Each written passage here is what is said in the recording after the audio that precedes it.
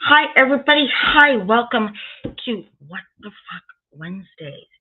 So, today we are talking about Kelsey Berreth. She went missing in 2018.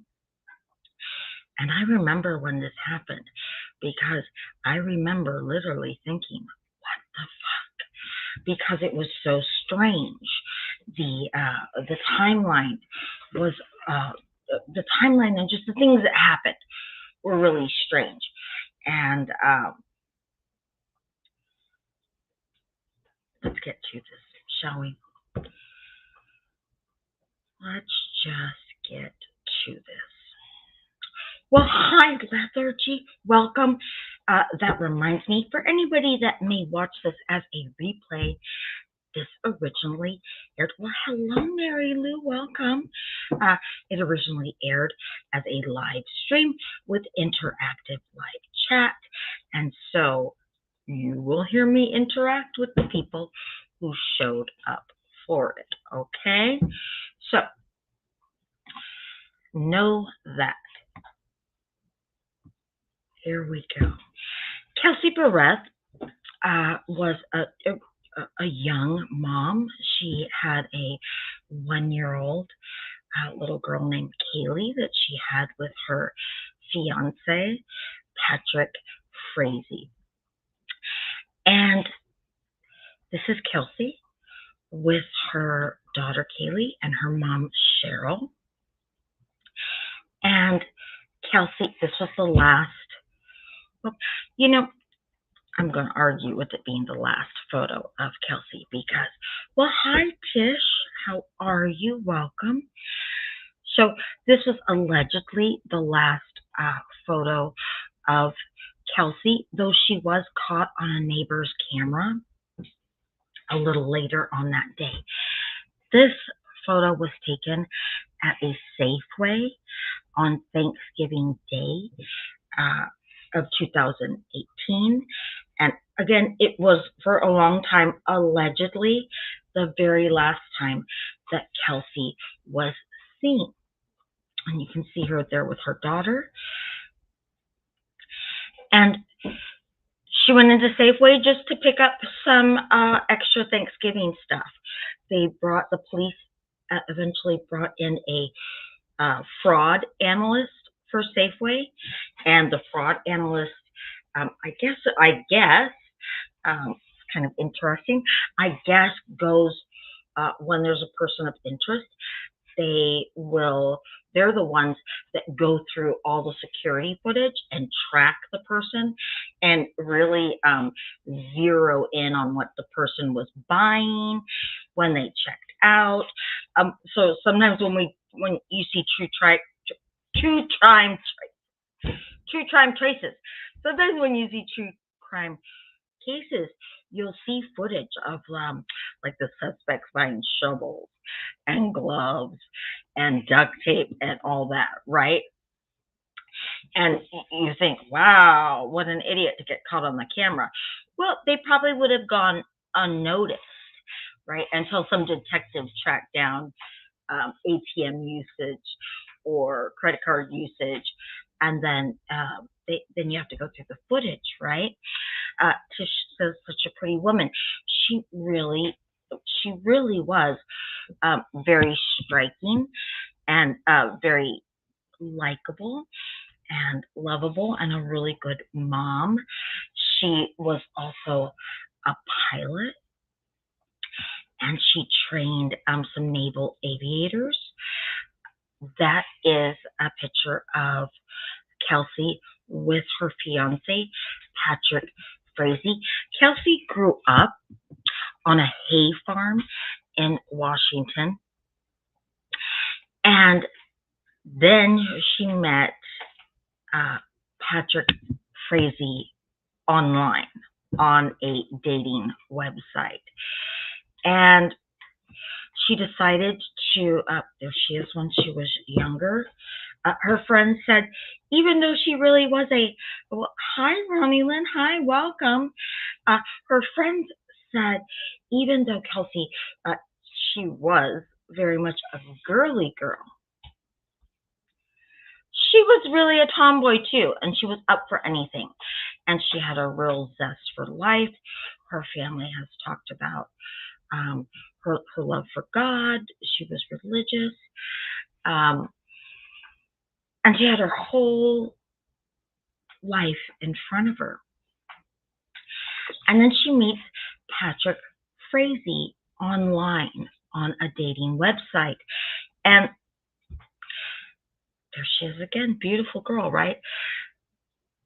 Kelsey lived in Washington with her family, and Patrick lived in Colorado on a 35-acre ranch that he helped run, and he took care of his mom. He lived with his mom. But they met on this dating website and decided it was, you know what, Lethargy, I mean, I don't think anybody's life is perfect, right? But it sounds pretty idyllic, right? Close-knit family, extremely close to her mother, and her mother was close to her siblings.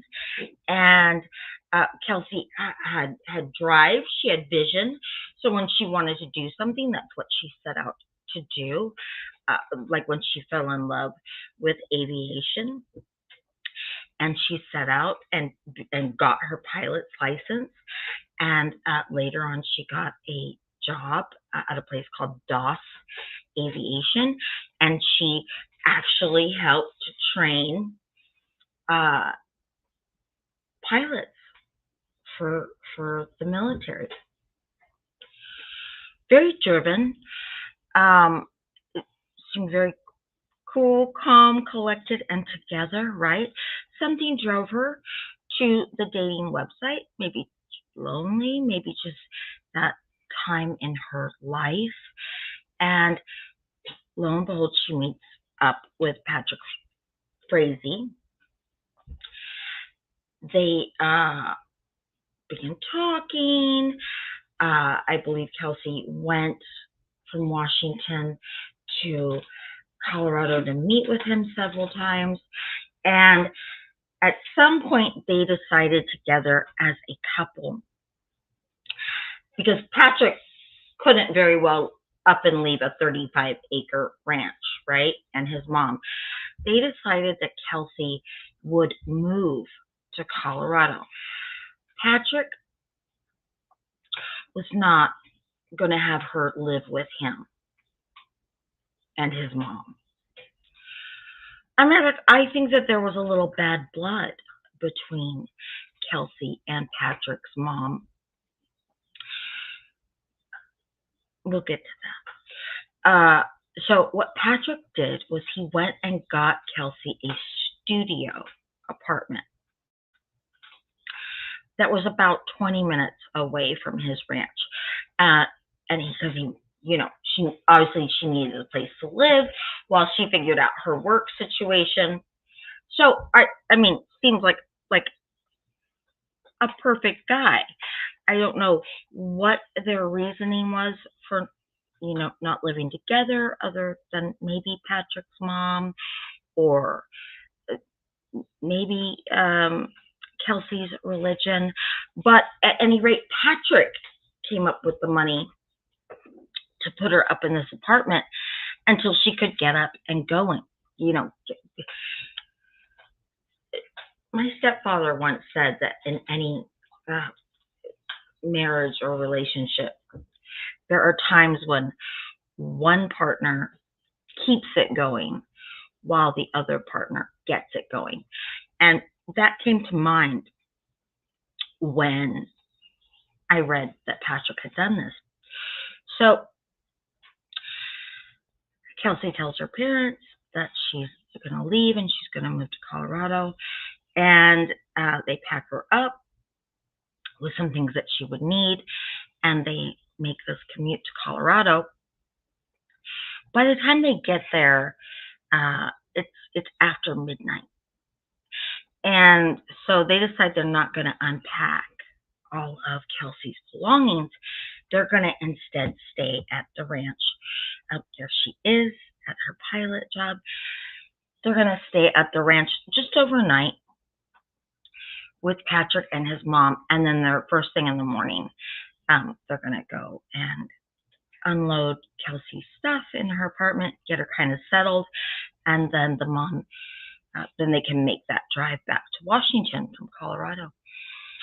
And this is why I say I think there might have been a little bit of bad blood between Kelsey and Patrick's mom, because allegedly the next morning, after Kelsey and her family had spent the night at the ranch, Patrick Frazie's mom got up and she referred to Kelsey as a hooker.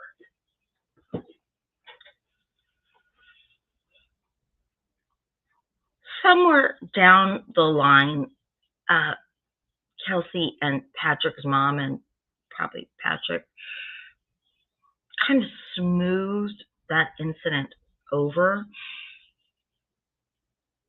But to me, that's a pretty strong statement to make about somebody that your son is dating, and that's also a guest in your home, right? I mean, we can take out all the other stuff. There's something really uncouth to me about somebody that would say that to someone who's a guest in their home. And if you're a guest in someone's home, you should not just be treated with the best manners that are available to your host. And I don't think Patrick Frazie's mom had very many manners. You should nothing should be off limits to a guest in your home. Everything should be geared around towards making the guest feel as comfortable as possible in your home. And also, this was a girl that had moved a substantial length across country to be with your son. So that's a pretty rocky start to their relationship, because if Patrick lives with his mom, you're not going to get around having some kind of relationship with the mother, right? Ronnie, I don't know if it was that she didn't trust, Ronnie Lynn said if she didn't trust someone, who was met online. I don't know if that was the issue. Here would be my thing about that. I mean, if you're gonna kind of beat Kelsey up for that, right? If you're gonna kind of pick on her for being on an online dating website, well, she couldn't have met your son unless he was on there too. So I was gonna say he's not any more guilty, or she's not any more guilty than he is, but there's no guilt in it if you're grown consensual adults on a dating website. That's how they chose to find their partner. A very, very, very, very, very small town in Colorado. Okay, so maybe there was slim pickings there. And Kelsey was raised on a hay farm, probably kind of slim pickings there too. So if that's how they chose to go about it, so be it. That might have been her issue. But her son, she should have taken issue with her son just as well. And regardless, of course, we don't know how honest Patrick was with his mother. And regardless, that's who your son chose to invite into his life, so much that he went and got her an apartment, right? Maybe not, Lethargy. I found the comment when I heard that the mother had made that the morning after. These people had, spent the night with their daughter, to leave their daughter there. I mean, how terrible must Kelsey's mother have felt to be leaving her daughter in what I would consider A hostile environment. If something, well, if something like that was said about my daughter, I would consider that a hostile environment. If something like that was said about my daughter, you and I would be outside having a whole different conversation about what you're not going to call my child, especially when I'm right there. So I don't know. Leatherly says maybe the mom didn't want her son to marry a career woman. Wonder if Patrick stood up to his mother. I don't know. I only know. Well, you want to know what I think Ryan said is disrespectful to say that, but trying to figure out why she would say that. You know what I thought almost immediately? Unstable. The woman's unstable. Oh, she wasn't that old. She, you know, not barring age, she could have had health-related problems. But that your 30-something-year-old son has to live with you to take care of you.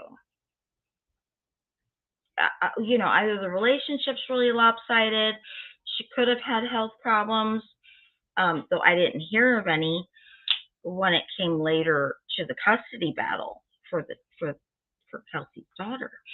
I didn't hear about any health issues. Of course, you wouldn't bring up any health issues if you want custody of a little child, right? But I didn't hear of any.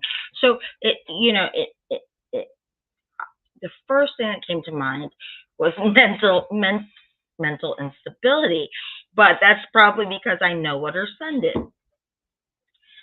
Now, having said that, the other son was a police officer. So, yeah, maybe I'm completely off the mark. But I really went straight to mental instability. This is the town in Colorado. It's a little itty-bitty town, kind of quaint, right? You can imagine that in the winters where you could see it right at the edge of town. That's like a little, not a big mountain, but a little mountain at any rate. You can imagine that covered in snow, right? I think it would seem pretty idyllic. And it didn't take, there it is again. I mean, it's cute, right? But again, probably pretty slim pickings there. Especially, you know, for a guy raised in that town, went to high school there, and is now in his 30s. It probably why he went, you know, to online dating. But whatever the reasons, that was how they found each other. And Kelsey moves there. This is Patrick in high school. Quiet guy. Didn't have a lot of friends. Mostly kept to himself. And Patrick, he did a number of things. Well, I mean, so their 35-acre ranch that he lived on with his mother was essentially a cattle ranch. Okay, they were raising cattle and selling them. But Patrick also did other things. He was a farrier, so he would go around to other people's ranches, and he would tend to he did stuff like shoeing horses and taking care of that. And same thing with donkeys, except a lot of donkeys don't have shoes, so he would actually essentially take care of their hooves and give them, as one of the ranchers or farmers that used his services said, he'd give them a donkey pedicure, right? He also raised and trained dogs, mostly dogs like Australian shepherds, dogs that are helpful on a ranch, especially if you have cattle or horses, because those shepherds, especially the Australian shepherds, they're going to herd. They're part of the herding group. right? If you know anything about dogs, there's different dogs. There's working groups and toy groups and this and that. Well, they're herders, and their natural instinct is to herd the animals and keep them together and get them to where the rancher wants them to be.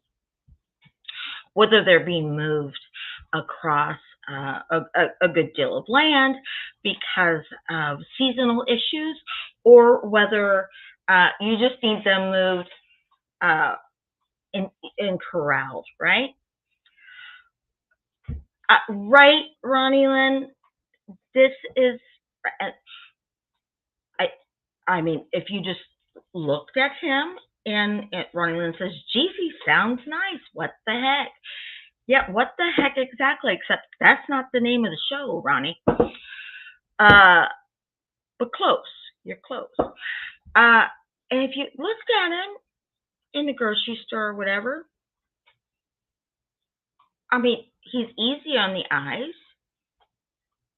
He's equally as nice looking as Kelsey was. Beautiful. And like I said, he puts her up in this the studio apartment, right? That's pretty gentlemanly, I think.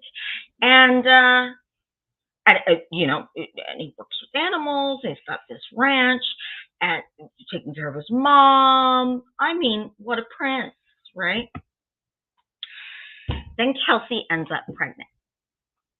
Now, by this time, Kelsey she does have her job at Doss Aviation, and she's moved into a condo.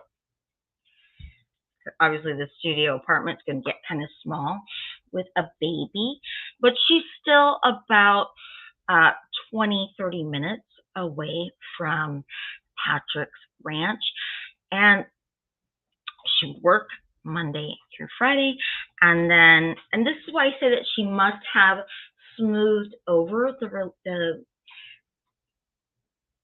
whatever the issue was with her soon-to-be mother-in-law, because Kelsey and Patrick were engaged by this time, must have smoothed it over somewhat in order to spend weekends at the ranch, right?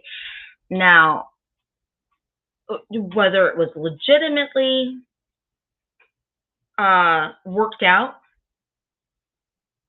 and there was an apology and an understanding that kind of talk wasn't going to happen again, whether that happened or whether it was just one of those things that happen in toxic families that make a family toxic and dysfunctional, is you just push it over, you know, over there, and you just don't bring it up. And if nobody talks about it, maybe it never happened.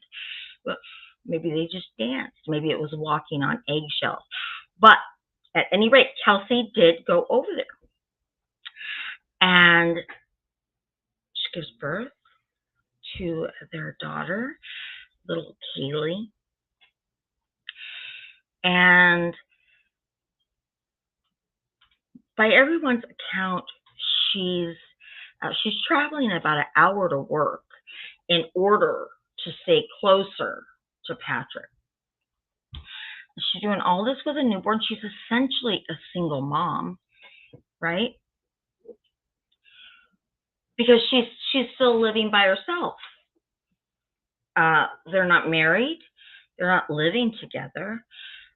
I honestly don't know who was watching the baby when Kelsey was at work, because Patrick obviously had his hands full with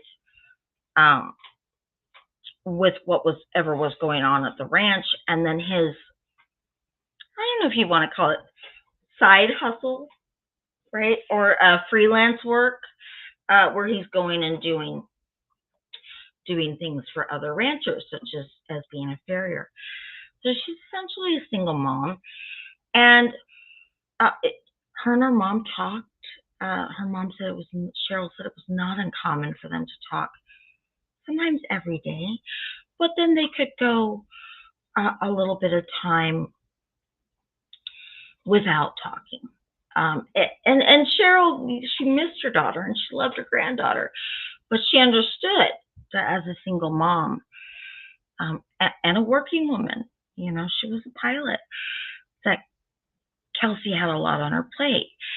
And Cheryl also understood that when Kelsey saw Patrick, that was 20 minutes, 30 minutes driving over here and packing up all the baby stuff, right? Anybody who's been a mom knows that you try to get out of the house with a newborn or a child, you're going to double and triple the time it used to take you to get out the front door, right? To do anything. Their relationship, as I said, Patrick didn't have a lot of close friends. He kind of kept things very close to the vest. He didn't talk about things a lot. Kelsey's friends did have some concerns about him. They felt that at the very least, Patrick could be extremely emotionally and verbally abusive. He put her down a lot, to the point of tears. Kelsey never said anything about him being physically abusive, and up until the murder, nobody ever said he was physically abusive either. But Kelsey also doesn't strike me as the type of person that would say something like that, unfortunately.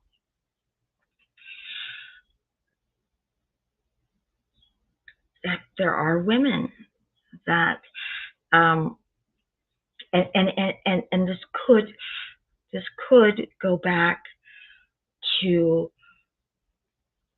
what transpired between Patrick's mom and Kelsey, where how Patrick's mom attacked Kelsey by calling her a hooker, and I'm sure had to have said some other things. It could be because of that, because Kelsey knew what that felt like.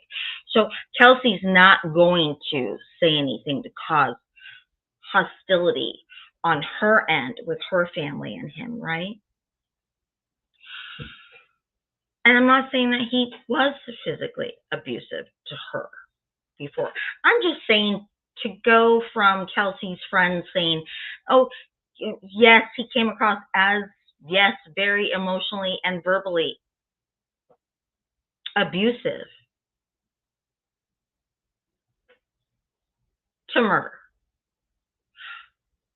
Seems like there might have been something in between. But Kelsey's not here. Patrick's in prison, so we don't know. But I can't see Kelsey saying anything. If you have a friend or a loved one that is being physically or emotionally abused, your hackles are going up, your guard's going up, you're already starting to take a couple steps back. You're starting to, at least in your mind, or maybe this is just me, you're starting to circle that relationship. You're looking for different things, right? If you know that your friend or your loved one is being physically abused, you're going to ratchet that right up. And I don't think that is something that Kelsey would want to introduce into her relationship. And in fact, one of her friends said that even when things would get bad, it was kind of Kelsey's nature to push forward and to push on, thinking, I can make this better. And I think that that's something that we all know, that women who are abused physically, mentally, emotionally, verbally, that's what they think. Because they're blamed for so much in the relationship, right? So if you're constantly blamed, and you are constantly told that you are the reason that the relationship's always off kilter and that your partner is always unhappy. Well, if you think you're the reason, then you think there's a pretty good chance you can fix it. If you're the one that has allegedly single-handedly ruined everybody's possibility of happiness, then maybe you're the one that can get it back on track and fix it. Right, Ronnie? Ronnie says, yeah, it happens often. It's so you can fix it. You broke it. You're the one that broke it. You're the only one that broke it. So that means you're the only one that can fix it. You're the only one that can stop this from happening again, whatever it is that happened. And our friends did say that she did seem to have a mentality that whatever was going on, she could fix it. She could make everything better and get that happy ending for her and for her daughter. We got a little girl involved, right? Meanwhile, and this came out later, Patrick, who's normally so close to the best, right? Tight-lipped little Patrick, is going around town and telling people that Kelsey is unstable, that she's an alcoholic, that she's abusing their daughter, that he's worried about their daughter, and he's asking people to keep an eye on her. Right. So Tish W says, whoa, right. So you have one person who's people close to her say, he's mentally and emotionally and verbally just abusing her, right? And she's not saying much of anything. And then you have the person that normally doesn't say anything going around town. And listen, it didn't come out that he was going around town saying all this stuff until after her disappearance. So she didn't know. Nobody, police didn't know. He didn't go to the police. He didn't go to the police and say, she's abusing our daughter. He didn't go to the daughter's pediatrician and say, she's abusing our daughter. Can you look for signs of abuse and write something? He didn't do that. He didn't go to an attorney. Though there was an issue that was slowly winding its way through the court system really slowly about custody and visitation. So something had happened. Also, at one point, Patrick had been a beneficiary on Kelsey's life insurance policy, and that was changed. So but they were still engaged, but something had to have happened. Something had to have happened that made Kelsey change him from the beneficiary and made her go in and file paperwork so that there would be some kind of documentation over who had rights to Kaylee when. But, and why this is kind of strange to me is they're still a couple. They're still engaged. So to me, that was a little, I was like, I wonder what Kelsey was really thinking there. Now we get to Thanksgiving of 2018. November, what we're looking at, November 22nd, 2018. Kelsey is last seen in public at a Safeway grocery store on Thanksgiving Day. The video camera recorded her coming into the store at 12:05 and shopping with her and her daughter. And then Patrick was the last known person to see her alive after she dropped their daughter off for a holiday visit. Kelsey's mom, Cheryl, had talked to her earlier that day, and she said Kelsey was really upbeat, and she was happy. She was having a good holiday so far. She kind of joked with her mom that, she'd gotten up and she'd made cinnamon rolls for Kaylee, and Kaylee didn't want anything to do with that. All she wanted was Honey Nut Cheerios.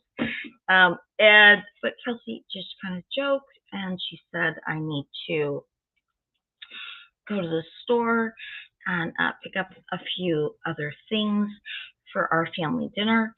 And she said, I'll give you a call tomorrow or whenever. Happy Thanksgiving.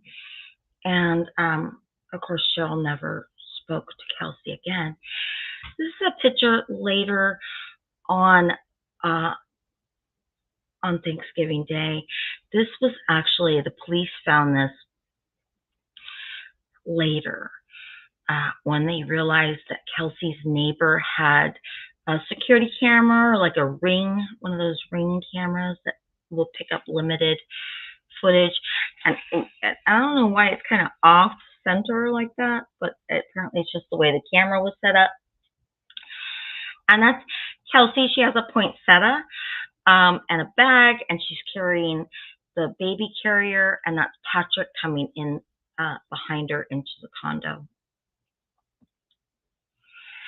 And this is some more footage from that same camera, and you can see that Patrick's now alone. Later on, it was determined, now that the neighbor, by the way, was out of town for the Thanksgiving holiday. She was an older lady, and she was off spending Thanksgiving holiday with family. But later, they determined that Patrick went in and out of Kelsey's house by himself 11 times that day.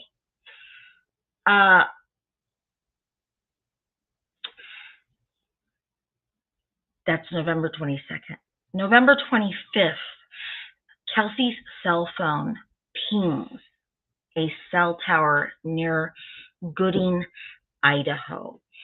And it pings because she texts her employee, her employer, the manager at DOS Aviation in Pueblo, to tell him that she's not going to be at work because her grandmother was sick. So she wasn't going to be at work for the next week. And Patrick Frazee later tells police that November 25th was also the last day that he had heard from Kelsey via a text message. On December 2nd, Kelsey's mom, Cheryl Berreth, says enough's enough, and she reports Kelsey missing.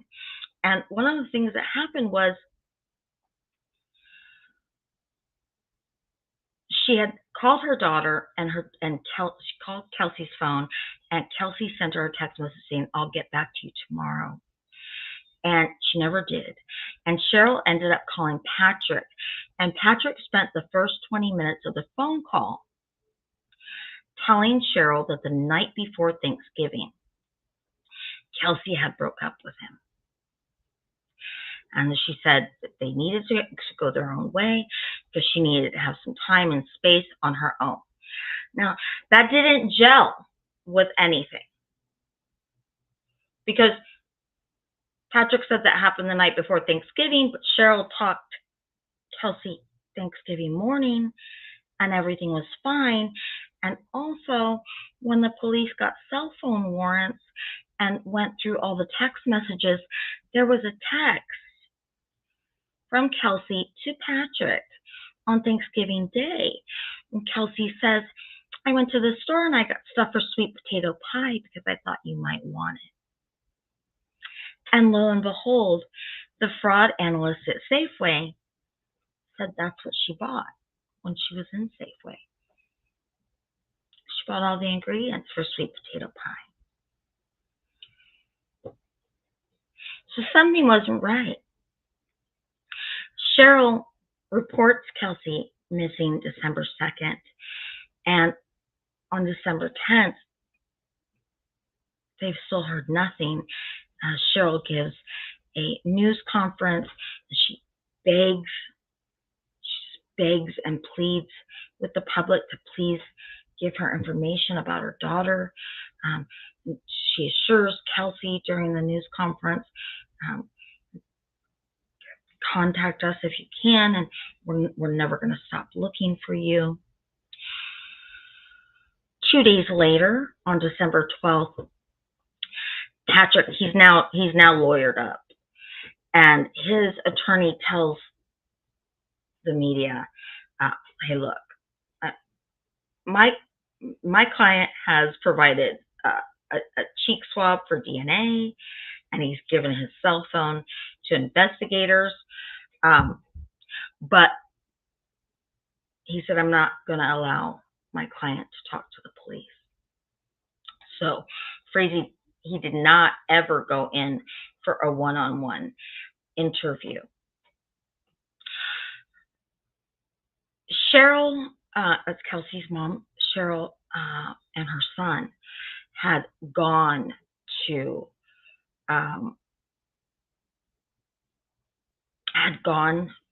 Kelsey's condo. They let themselves in. They know a couple things might have been amiss, but didn't appear to have been signs of a struggle or anything that had happened. And didn't appear that anything bad had happened there. There wasn't any signs of a break-in. The house wasn't, it was a single mom with a 1-year-old, so I'm sure it wasn't the most tidy. But things weren't so askew that it set off any warning bells, right? And on December 13th, the investigators go there, and they find both of Kelsey's cars there at her home.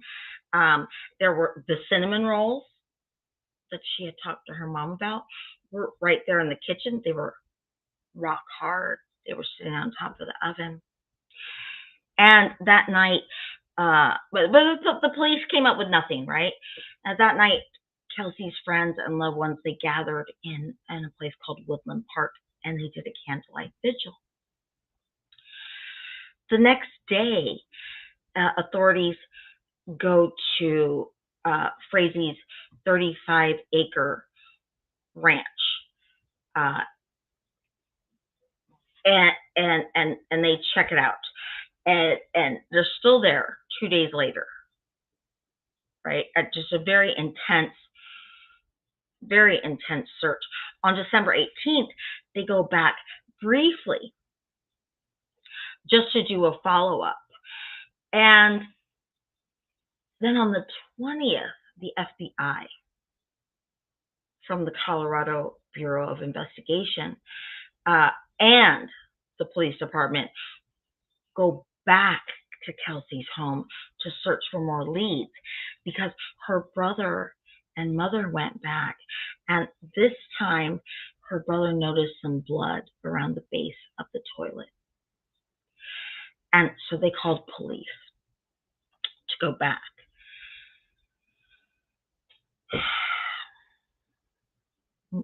Meanwhile,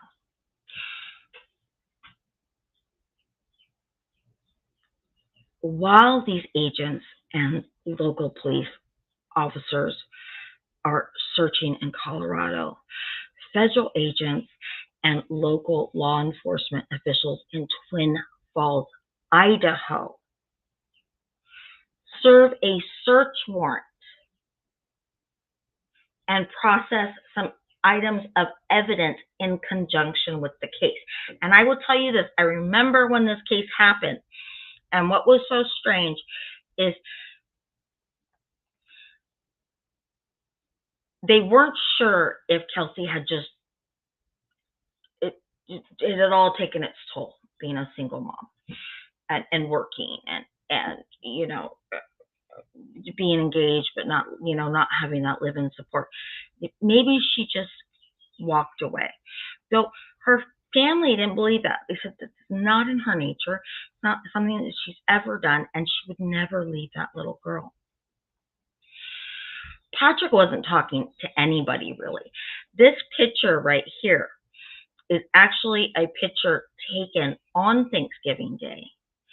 And that black bag, that's an ATM picture. They take your picture when you're at the ATM. And so he was at a drive-through ATM, and that's a black bag in the passenger seat of his truck.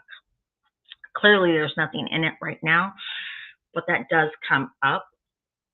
That black bag does come up later. And there's a picture of him with it right in his truck. Now, what was really throwing the media up, because this case got a lot of media attention, was the fact that Kelsey went missing in Colorado. Her purse was missing, her cell phone was missing, but her cars were there, and then her cell phone starts pinging in Idaho. And they did not know what to. When it first happened, they thought, oh, well, that's where she is. We don't know why. She doesn't know anybody there. Her family and friends couldn't think that she knew anybody there. But her phone's pinging there. So we got to follow that up, right? On December 27th, Kelsey's been missing over a month now. A judge in Colorado gives temporary physical custody of baby Kaylee to Kelsey's family because something was going to happen, and the judge knew. And that something was on New Year's Eve, December 31st, 2018, Patrick was formally charged with 5 counts of murder. How did we go from here to there, and where is Kelsey? This is Kelsey's condo, and she lived on the left-hand side. She lived at 269. Not a very big place. And, oh yes, ma'am, we're going to get to you. And that is a search warrant that was signed for Kelsey's residence, as well as her cars. And the police wanted to get back in there, and they needed a search warrant this time because they were going to start pulling up floorboards. And Patrick's now, of course, charged with the 5 counts of murder. And January 3rd, the custody case goes back before a judge because Patrick's mom wants custody of the baby while Patrick's going through whatever it is. But mind you, Kelsey's body hasn't been found. They don't really know for sure that she's been murdered or Patrick did it. But something's got to happen to the baby. Patrick Frazie's mom wants her. Kelsey's parents have her. And a judge decides that while they figure everything out, that he's going to keep temporary legal custody of the baby with the Colorado Department of Human Services. So Colorado is going to have legal custody over her, but the temporary physical custody is still going to stay with Kelsey's parents, her maternal grandparents. On January 4th, Patrick's allowed to see his arrest warrant affidavit. So when he gets to see that, he probably went over it with his attorney. It's going to detail exactly what they're charging him with and why they think that they had a right to arrest him and charge him, what the district attorney is going to go forward with. But they kept that sealed. The public never got to see why the police suddenly moved forward with arresting him and charging him with 5 counts. The public had no idea. Kelsey's parents almost immediately, their names Cheryl and Daryl, they filed a wrongful death lawsuit against Patrick Frazee and his estate.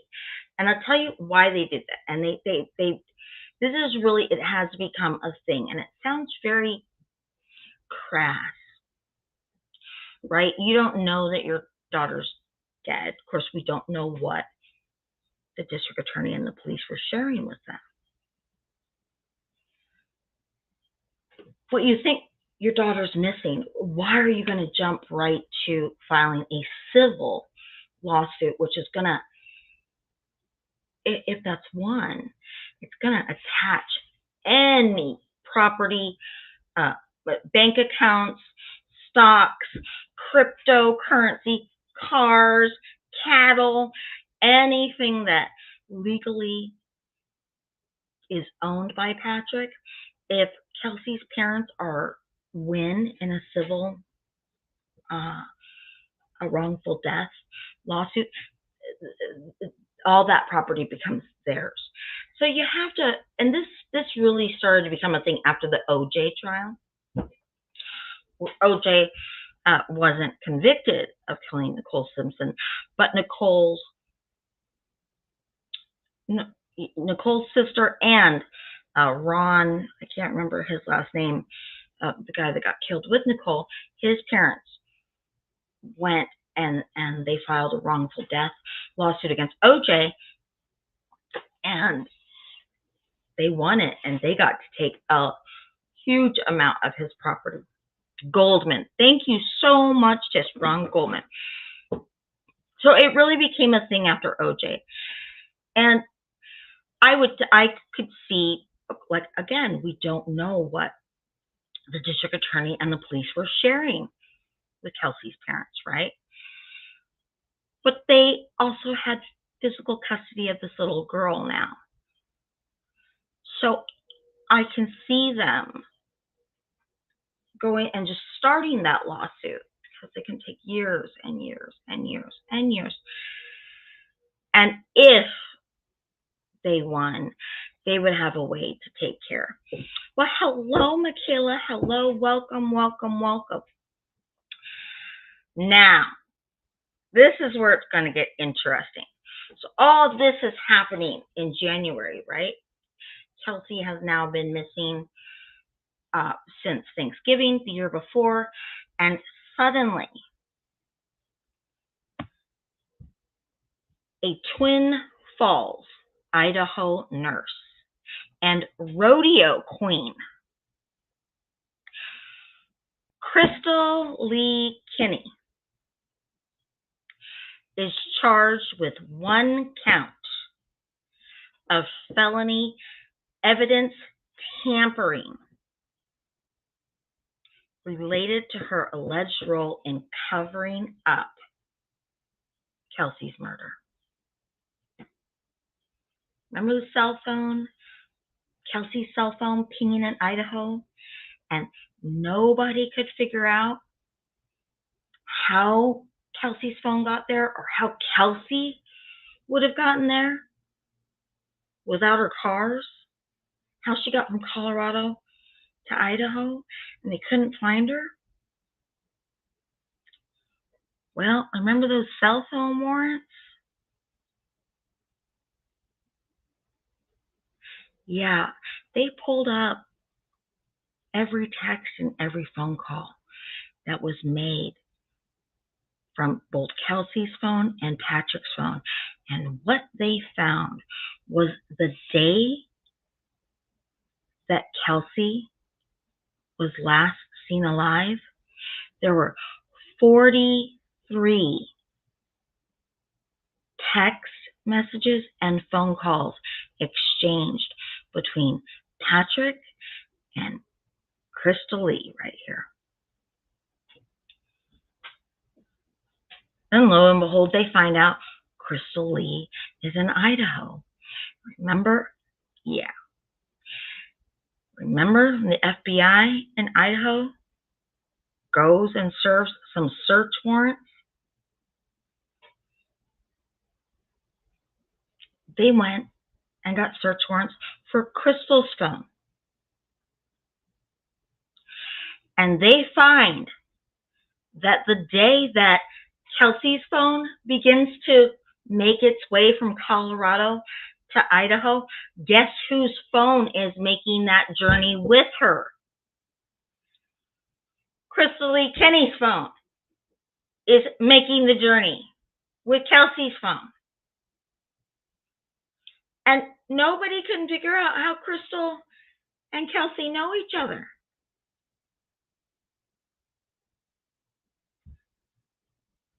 Three days after Crystal is charged with evidence tampering, a judge rules that baby Kaylee is going to remain in the custody of her grandparents at least until April.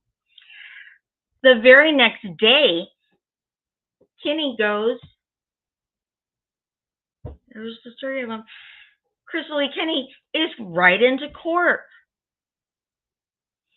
My goodness, she was just charged on the 4th. She goes right into court 4 days later, and she pleads guilty to the evidence tampering. And she acknowledges, yeah, I had Kelsey's cell phone, which was a crucial piece of evidence in her disappearance. And I didn't come forward. And yeah, I knew that everybody was talking about this case. 11 days later, good old Patrick shows up in court. He's wearing he's got a bulletproof vest on. Ain't no joke. And he shows up. He's transported from jail to a hearing. And this is where they think prosecutors are going to explain the evidence to support the charges. It's generally called a preliminary hearing. And it's where the prosecution is going to lay their case out in front of the judge. Because Patrick has said, I'm not guilty. And the prosecutor goes, well, yeah, you are. And the judge has to decide if at that time, with just what evidence is right there, whatever the district attorney, the prosecutor, whatever they compiled at that moment, if that's enough to hold this over for trial. Because the defense and the prosecution, they're disagreeing, right? One's going, you're so guilty, and the other one's going, I bet you can't prove it.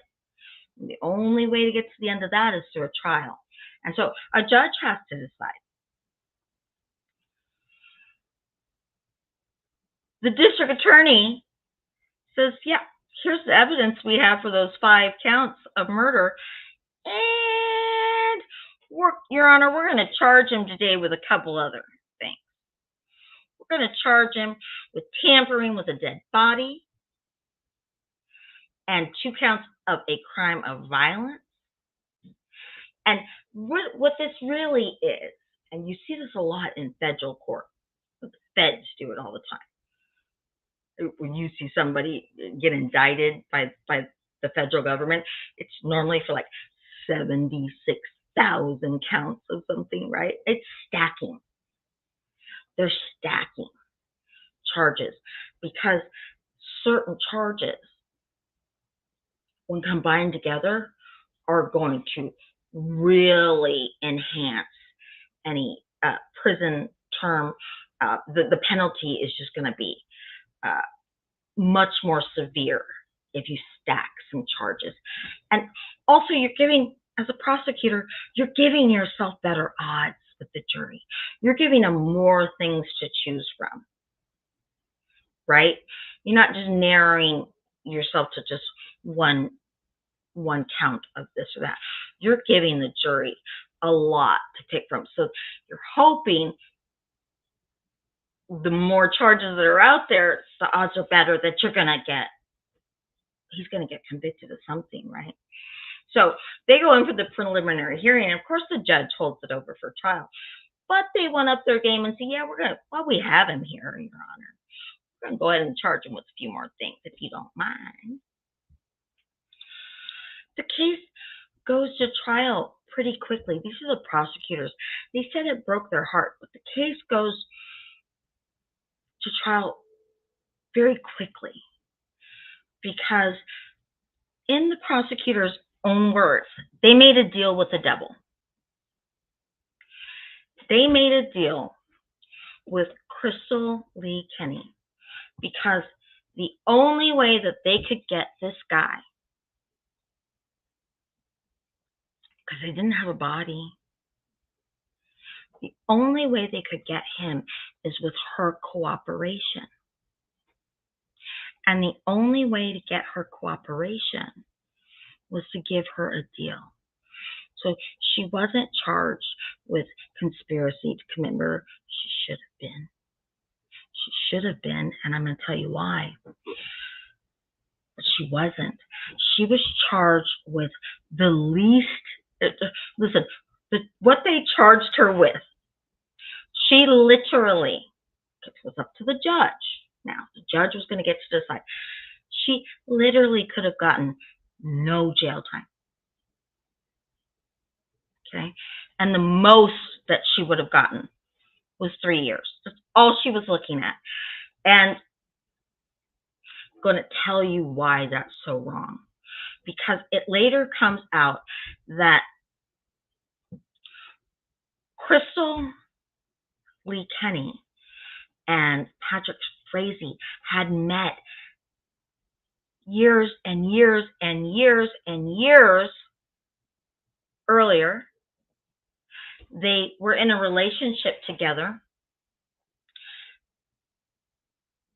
Crystal confided to some friends that they broke up. He was very controlling. At one point, he had given her a puppy and then later threatened to kill it in a way to control her and emotionally abuse her. They end up breaking up. Crystal Lee, she goes to nursing school. She becomes a rodeo queen. She's married. She has a couple kids. And then right on the heels of her divorce, because she said, I never really got over him. Right on the heels of her divorce, her and Patrick start talking again. I don't think that they ever really stopped talking, if you really want to know the truth. I have a feeling that they were talking throughout her marriage. But at any rate, she starts traveling. She starts driving the 12 hours from Idaho to Colorado to see him. And he's now in a relationship with Kelsey. Yeah, the Kiss W says talking. Yeah, quote unquote, we're just talking. He's now in a relationship with Kelsey. And they have a baby. And he starts, you know that trash he was talking around the neighborhood about Kelsey being an alcoholic and her abusing the baby, and he was really worried that she could kill the baby, maybe. And he wanted people to watch her, and he needed to get custody. Well, he's telling Crystal this same stuff. And at some point, this talking, him venting about these concerns, to this ex, it gets a little more sinister. He decides that Crystal needs to kill Kelsey. Oh yeah, he did. And he had a bunch of different ways that he thought she could do it. One of the first ways, he said, well, you know what her favorite drink from Starbucks is a caramel macchiato. So you need to come to Colorado, and you need to get a caramel macchiato, and you need to leave it on her doorstep or somehow meet her, and and you need to poison it and kill her.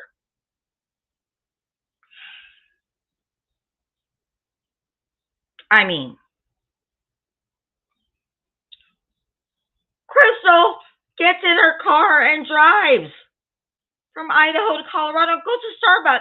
Because Crystal said, oh, I know, I'm a nurse. I know the perfect lethal combination that we could put in it.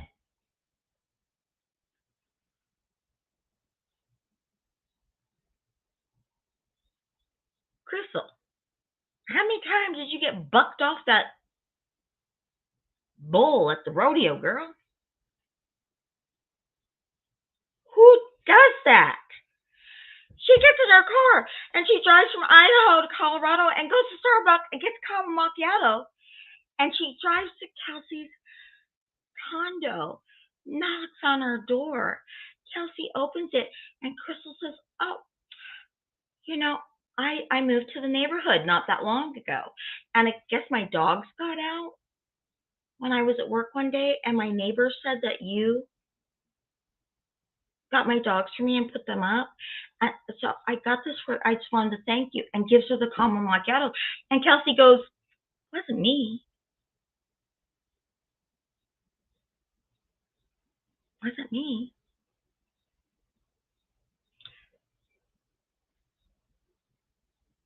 We don't know if Kelsey drank the Starbucks. I wouldn't. I could never be that thirsty to take something like that from somebody I didn't know. Especially after this case. But at any rate, Crystal calls Patrick and says, I did it. I did take her. I took her to caramel macchiato, but I didn't poison it. I did. And he's pissed. He's mad. So she drives 12 hours back to Idaho. And a couple of weeks later, he calls her back. And he says, it's okay. I'm giving you another chance. Tish W says, too crazy. Ryan says, God, this is awful. Is this not crazy? This is a woman who is a nurse. You gotta have some smarts to get through nursing school. You gotta have some chutzpah to get through nursing school. Are you what? You drove 12 hours to take somebody a caramel macchiato? You didn't even poison it? Girlfriend, please, use Uber Eats next time or something if you're not even going to poison it. But that's okay, that's okay. Patrick says it's all right. I'm going to give you another chance. Crystal goes, okay. All right, Patrick. You say so, I love you. Right? He says, I'm going to put a lead pipe, outside of the gate to my property. You come pick that lead pipe up, and I want you to wait, and you hit her with it. You take her out. Crystal gets back in her car and drives Idaho to Colorado again. Picks up the pipe. She goes, parks her car around the corner, and she sits there. She says she sits on the sidewalk, and she watches, and Kelsey comes in, and she just can't do it.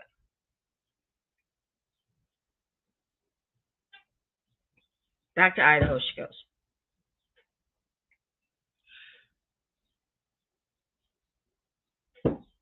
That's okay, Crystal. I'm going to give you another chance. Get this right. This time I want you to take an aluminum bat, a metal bat. And I want you to come back here, get the bat, and go and you get her, and you get to just swing it. Crystal goes, okay. Drives again from Idaho to Colorado. Can't do it. She just cannot bring herself to do it.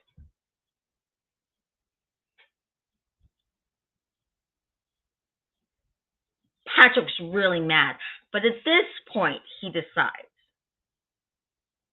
that he's just going to take care of it himself. And so this is what he later told Crystal happened. On Thanksgiving Day, now mind you, I want to talk again about, remember when I said that it was ludicrous to me, the deal that she got for tampering with evidence? Look at how many times she could have, instead of getting in her car and driving 12 hours to Colorado, how many opportunities she had to call the police. And she never did it. Every time. Well, we can't say every time. These are just times that she admitted to. He said, come do it. She said, I'm on my way. Or he says, Laurel and Hardy criminals. Yeah, it would be comical, right? If Kelsey wasn't dead. And Patrick finally gets fed up. And he says, well, I can't trust this knucklehead. And while Crystal was doing it anyway, girlfriend.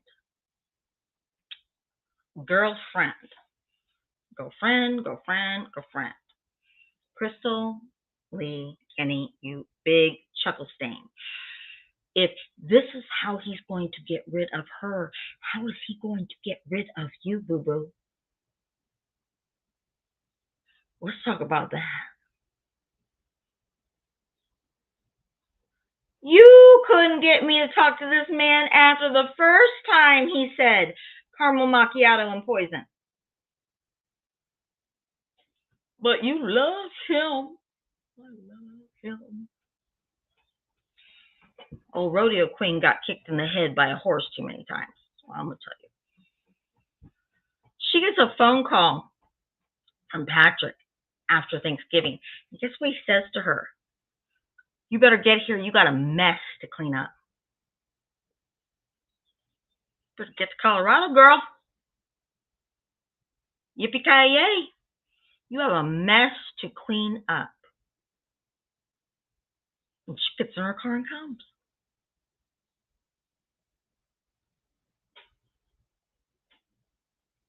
And he says, I need you. You have to go over to Kelsey's place and clean it up.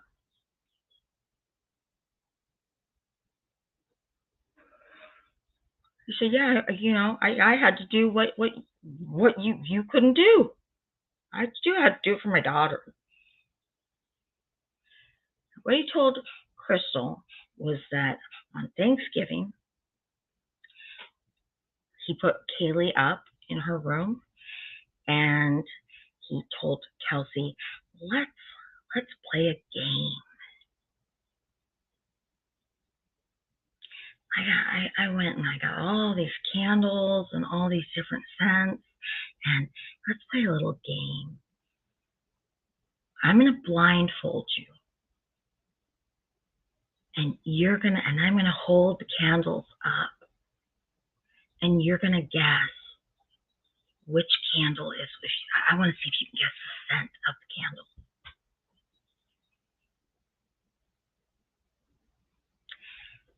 And he took one of Kelsey's sweaters and he tied it around her head so she couldn't see. And then he went and got the metal bat and he went to swinging.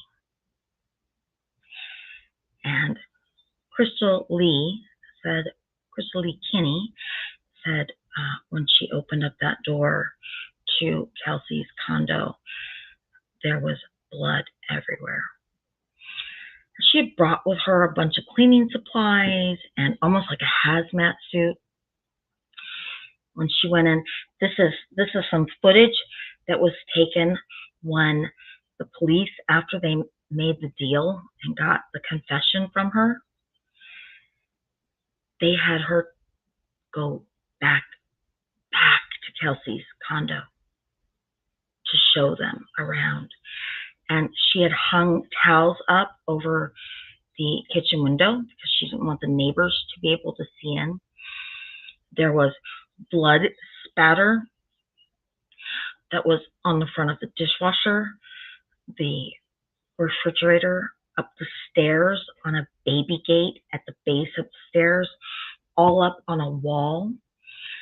That's Crystal Lee Kinney right there. They had her in a police jacket and a police hat. Because remember, they were very hush-hush about what was in the arrest warrant for Patrick Swayze, remember? That was never made public. Well, it was all hush-hush because the district attorney had made a deal with her. Remember, they charged her, and then immediately she went to court and pled. But they asked the judge to hold off on her sentencing because they needed her to testify at trial. And she was released. And she was working with the police. She took them back. So here they are in Kelsey's place. Do you remember the front of the condo? You could see that there was the fireplaces in between. Kelsey lived on the left-hand side. So the left-hand side fireplace and the right-hand side fireplace would meet up, right? And you can see over on the left, that's the fireplace. And then that's a skylight up above. And that's Crystal by the front door. The front door was around the side of the house. And on the other side of that door, right there, is the kitchen. And then there's that little couch and stuff right there. And Crystal she's pointing and showing where, when she opened up the door, where all the blood was. She said Kelsey's body wasn't there. I don't know if I believe that, because there wasn't ever anything of Patrick on the surveillance footage taking the body out. And then there was also something Crystal said later that I kind of picked up on that made me think that, well, that she helped him move the body. So, and even though, I'm going to sneeze, oh, I'm going to do it. And even though Kelsey wasn't that big, a dead body, a dead weight, that's heavy, right? So there's Crystal. She's showing the investigators around.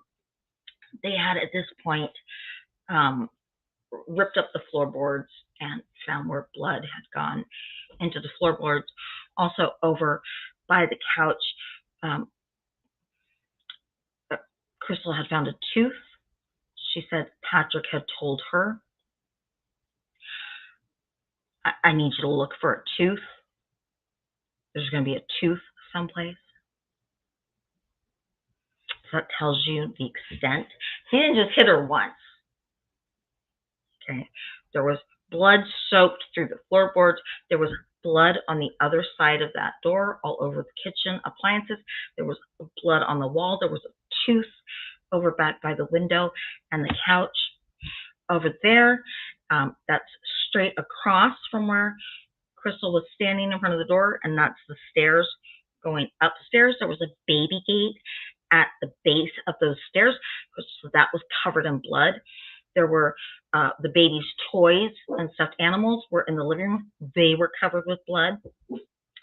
There was blood spatter all up that wall leading to the second floor. She said the bathroom was covered in blood. Something that threw the police off was that Patrick, in all his comings and goings, and even in the ATM footage later, right, he's in the exact same clothes he had on all day, and his t-shirt was white. And everything looked fine. And I remember when I was doing the research, and I thought, yeah, but if there's a washer and dryer in that condo, that takes care of that. And sure enough, There was a washer and dryer, and Patrick had even told Crystal to do a load of laundry. He wanted some towels picked up. He wanted everything washed before she left. She cleaned that entire bloody crime scene up. And then you know what she did? She went through a drive-through and picked up food for her and Patrick and the baby. That's her in her car outside of the drive-through window.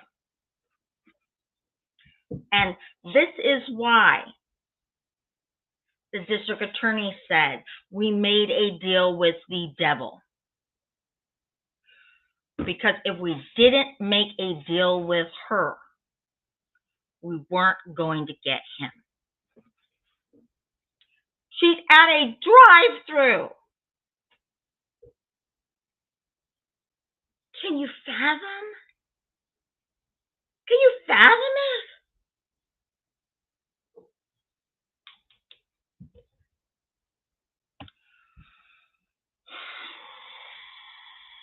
There's that Kelsey's condo again. We know her brother and mother went there a couple times. The police went there once, didn't see anything. I mean, she did a good job. She did a good job. Meanwhile, Patrick's sitting in jail. Crystal's running around with the police, and the police go back to Patrick's ranch. And now they're really looking, because this is what interested me. Crystal, they said, well, where's her body? And Crystal says, we burned it. There was a fire pit on Patrick's, on his property, on his ranch. And she says, that's where Kelsey's body went. We threw it in there when it was in the black bag. Remember the black bag that was in that ATM picture with Patrick? So we threw it in there along with the bags of the baby's toys, anything that was bloodied and soaked, it all went in there. And the investigators did find later on the ranch by the burn pit, they found a tooth, and it was a human tooth. But after it was burned, they could not prove that it belonged to Kelsey. But I mean,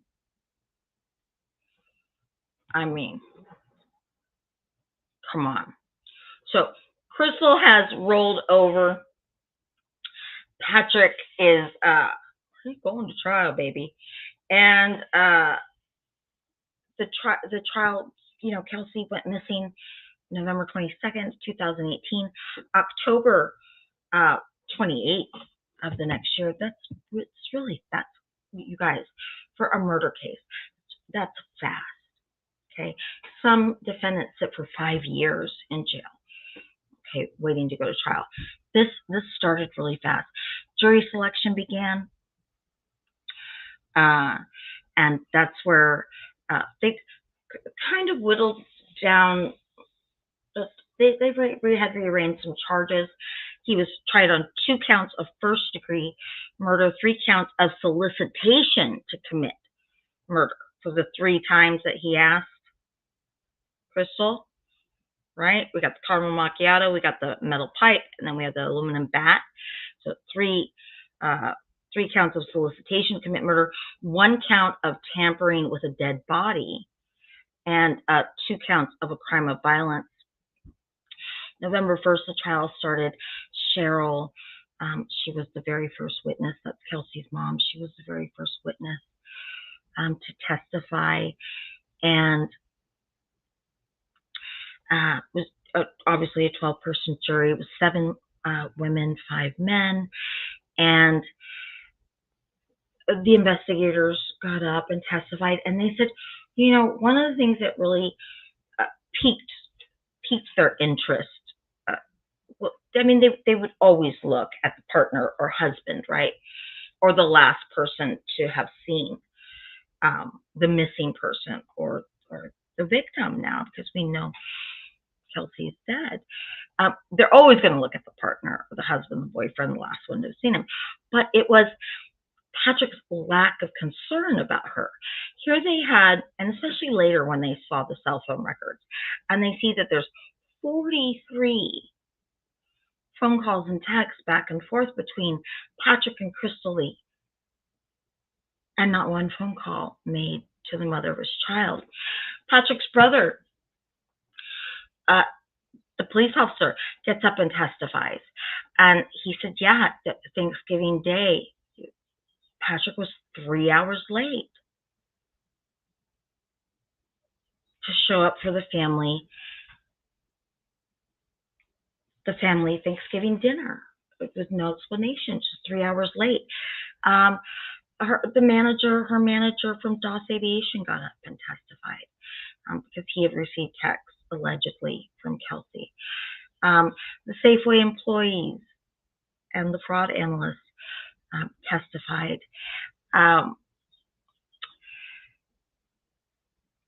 They played a recorded phone call between Patrick and Kelsey's mom, where he was detailing this alleged breakup, right? And the prosecutor spent one whole day, just establishing the timeline for the jury to show where Kelsey, when she spoke with her mom, and about the cinnamon rolls were found, and when she was last seen alive.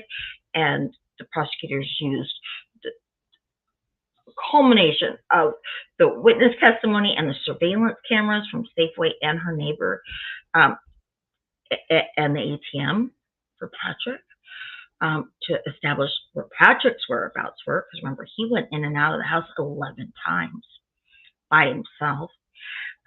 Then they had Patrick's brother, Sean, testifying that his brother was 3 hours late to family Thanksgiving. And the only thing that Patrick Swayze never took the stand, the defense never called any of their own witnesses. They cross-examined witnesses for the prosecution, but they never called any witnesses of their own. And the one thing the defense attorneys kept pointing out was that the video cameras never recorded Patrick carrying a body or a black box or a black bag that might have contained the body. Now, how he managed to elude the camera with getting the body out, I don't know. And also in my research, I never saw anything about the neighbor's ringtone or security camera that showed Crystal Lee going into her house. So I almost wonder if there was a back door, because we know Crystal Lee for sure went in there. But I never saw any pictures of her on the camera.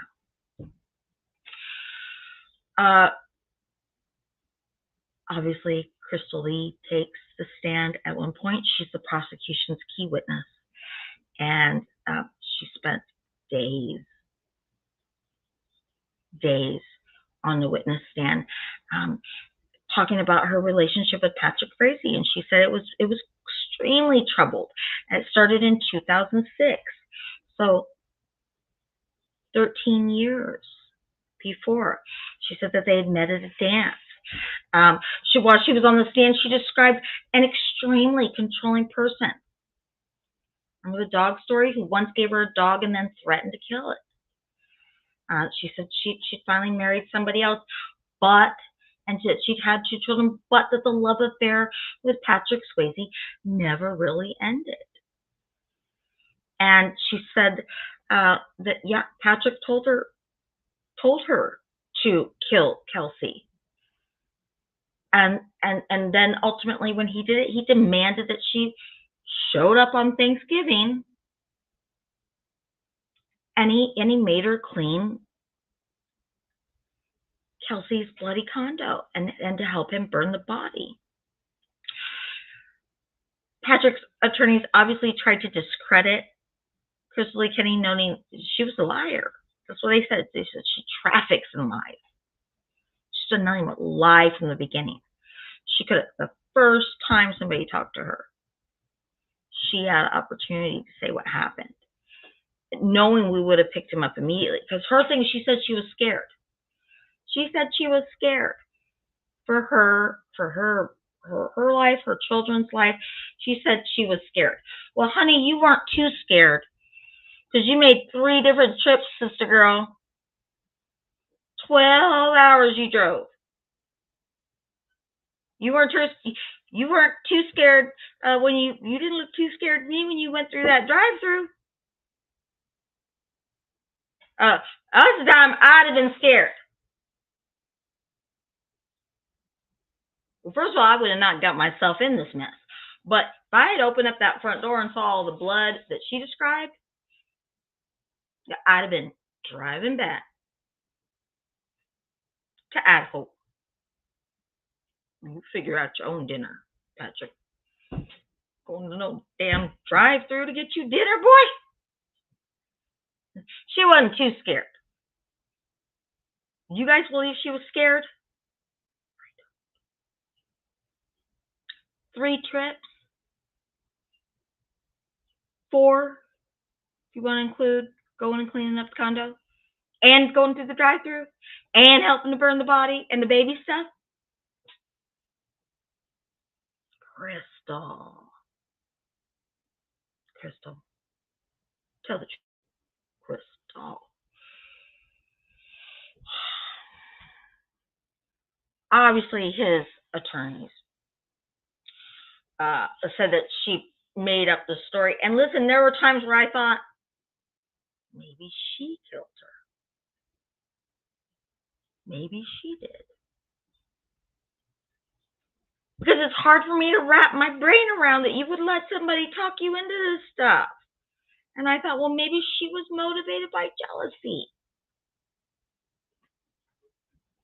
I mean, 13 years she was carrying on with him. Married to somebody else, having kids with somebody else. He's engaged to somebody else, has kids with somebody else. And I thought, maybe she did it. I'm sure I wasn't the only person that thought it. Anyway, his defense attorneys, they said, look, she's lied. She's just a liar.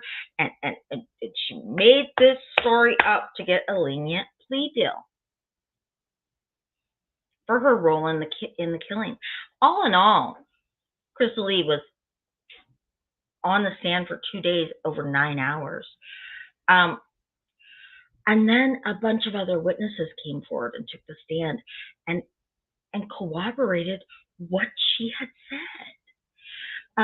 Apparently, she had even gone to one of her friends in tears, really shook up after the Starbucks incident. And she told her friend, and I'm paraphrasing, I'm so freaked out. Patrick asked me to kill his fiancée. And her friend said, Crystal, go to the police. And later that friend was interviewed. And the interviewer said, well, why didn't you go to the police? And she said, well, I understand why people could ask me that now, but I honestly thought he was going to do I thought she was going to do the right thing. I thought that when she wrapped her head around it, she would go to the police. And she said, I obviously wish I could take it back. But a lot of people got up and testified and backed up what Crystal said. And then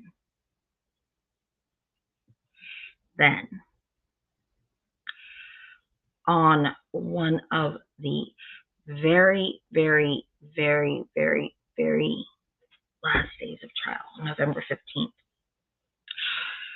Just when they thought all the testimony was done, and like I said, the defense had not called any witnesses, the prosecution called one last witness, and it was a man who had been housed in that Taylor County jail with Patrick Swayze.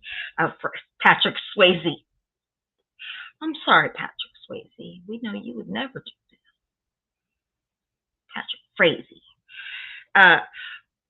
Patrick Swayze would never. He had been in jail with Patrick Swayze, and he had 17 notes, some of them written on paper towels that had been passed between them. And guess what was on them? A kill list.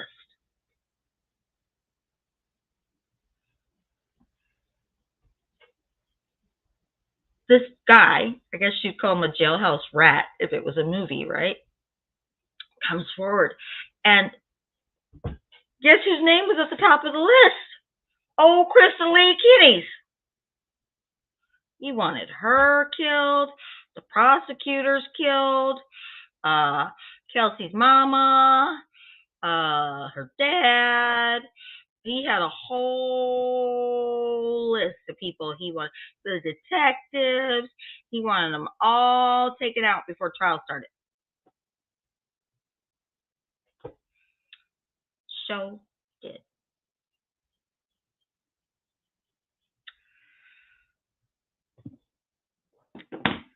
How long do you think it took the, oh, he's a knucklehead. How long do you think it took the jury to deliberate on this case? 3 hours. 3 hours. They came back. He got the absolute max. He got life in prison with no possibility of parole ever.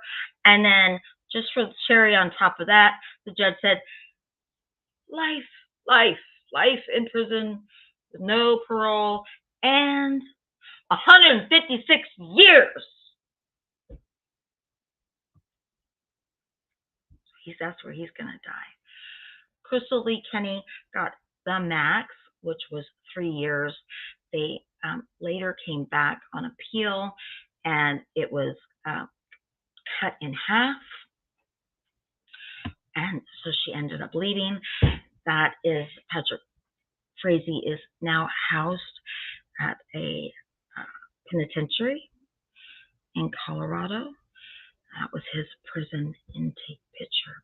And Kelsey's little girl, Kaylee, is living with Kelsey's mother and father in Washington State. She's got to be probably 7 years old now. So, the senseless killing of Kelsey Berreth. What in the world did you guys think of that case? Is that crazy? Is that nuts? That Crystal Lee Kenny person driving all them hours and all back and forth, and the cell phone on here, and this, because I remember when this happened, and people were really, well, it was throwing people, because what do you think when she's just missing, and then her cell phone is working in Idaho? Who would ever have imagined how it got to Idaho and what led up to that, right? Cuckoo. Yeah, this is, so tragic. So that's it for this case.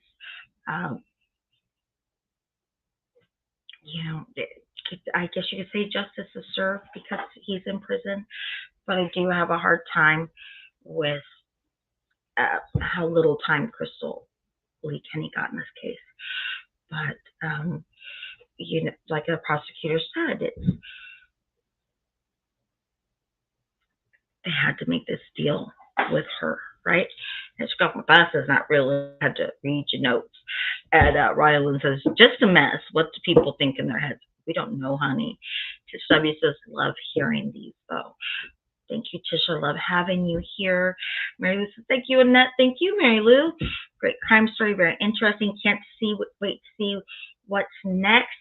We're going to revisit the Lizzie Borden case. And this time, we're going to revisit it with pictures of the house and blueprints. So that's what we're doing next week. We're going to revisit Lizzie Borden with a lot more details. Okay, that we didn't have the first time. A lot more pictures. You guys like the pictures. You like the slideshows to go with everything, right? Helps bring it together. I've been switching stuff up for you. So next week, revisiting Lizzie Borden. Cold-blooded killer or victim. We're going to really take a look at the layout of the house and everybody in there. Okay? Thank you, everybody. And I will see you next week. And have a great day. How do I select what crime? Well, sometimes I ask. I always say, you know, please feel free to put